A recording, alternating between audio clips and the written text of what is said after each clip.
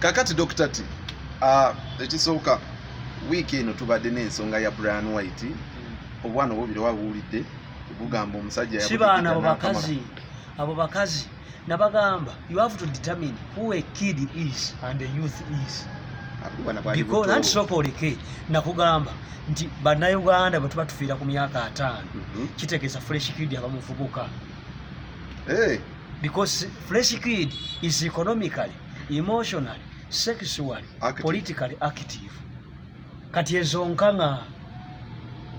And if they imagine to say that Brian White yaba molestating naba harassing, the question comes into my mind that boba asaba mulibo gwabo Asha lwaki ate nkulaba mubuliri nga weegadde criminology. It's part of their job. Asharinga ina limitation into tokola Asha. Brian White Foundation ekolera mbuliri. Bali bawumuddemu. Nabagamba omuganda agamba nti sekamuli kansaze nga goka nogombodde. Mukwate embwa mu mannyo olw'okuba muli banaku. Sit down and olya omunyu. Ani ali innocent wano? Tewali ali innocent, bonna balina omusango. I don't say that Brian White teyakwata baana.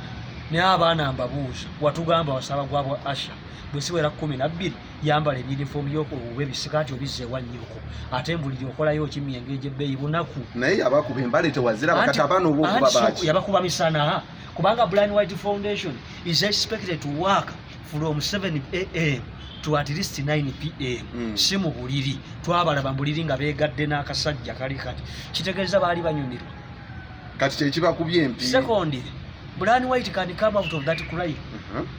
Brian White has a very big defense. From criminology tugamba, you can bring up an issue which can bring it out of the crime. Brian White have a things and serious. I don't have interest in women. Ye kubi ekifana inandulu mwenda talina mukazi bagane nti girlfriend we simple. Biba biwedde. Bana bali mu film waba byaddala. And so koleke bamukuba mafia. Mulimu ni mafia. Mafia kuba Brian White. Nate Brian White ali powerful.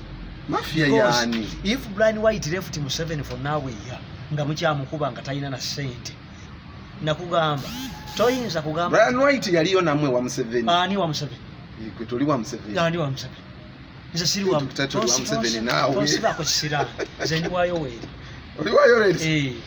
Oli wa Museveni nze ndi wa Yoweri. Toyinza kugamba nti Abitex yasaze White. Tukubuza yasaze eki.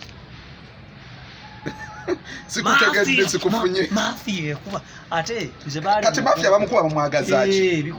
Baagala mugati wa Museveni. Brian White yategeera Museveni bagende wamu. Obo obwana bo bali mu kudelivaringa.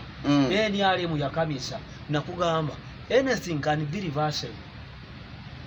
Ndio osobola okukola ekikopo nekikaddiwa n'okisaanuusa n'okola mu bwettakuli. Naye ate amabeere ko tekali reversed. Kasaga gwa you cannot make them stand again.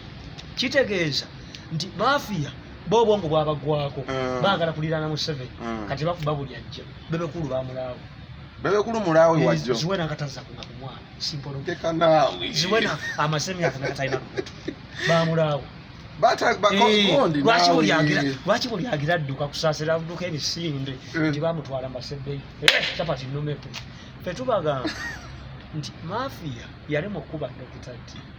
Dr. T always move with the metallic pan to prove his borders from criticisms. Kati bano batwala empale nti Brian White nabagamba a person can change from white to might. Now is a might. Brian White is not a white. Namusajja abawa sente yawa sente zalizambabasi. Brian White is working for Mbabasi. Brian White is working for Mbabasi. Kati ate Mbabasi ajja mu kifaananyi kino. Nakugamba anti Mbabasi is everywhere. We have 6 killer diseases. Diphtheria, whooping cough, measles, diarrhea. Mbabasi. Mbabasi is a 6 killer disease. 6 killer disease immunizable. Omukubo otya. Ntireta abakazi balwana aba. Abakazi babiri beekume. Nammere uwone Farida uwo.